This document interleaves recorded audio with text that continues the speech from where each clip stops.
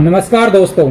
हरियाणा में अभी सरपंच के, ब्लॉक समिति के, जिला परिषद के चुनाव होने वाले हैं। तो हमें ऐसे उम्मीदवार को अपने गांव का सरपंच चुनना है जो इस बात की गारंटी दे कि गांव में लाइब्रेरी, कोचिंग सेंटर और बच्चों के खेल का सामान उपलब्ध कराएं।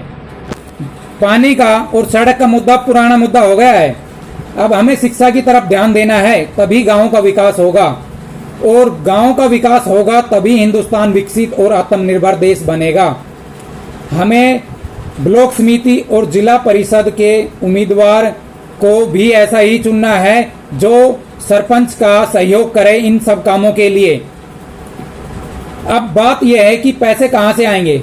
मेरे हिसाब से हरियाणा के सभी गांव में कम से कम 100 एकड़ पंचायती जमीन है। हम उस जमीन को लीज पे देके या उसमें फसल बोके, बागवानी करके उस जमीन से पैसे कमा सकते हैं और इन सब कामों में लगा सकते हैं। अब पहले वाले सरपंच की मैं बताता हूं। 6 साल पहले मैंने अपने गांव के सरपंच की आरटीआई लगा के जो काम किया उसका लेखा जोखा देखा, तो एक झोड़ पहले से ही खुदा हुआ था।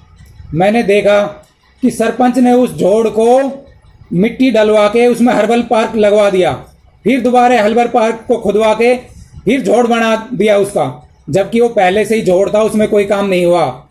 वहां पे 50 लाख का काम दिखा दिया और 13 लाख की मिट्टी नहर के किनारे डलवा दी, जबकि पंचायत नहर के किनारे मिट्टी नहीं डलवा सकती। तो और आज तक मैंने लेटर डाल दिया सीएम पीएम सबको, आज तक कोई इंक्वायरी के लिए गांव में नहीं आया।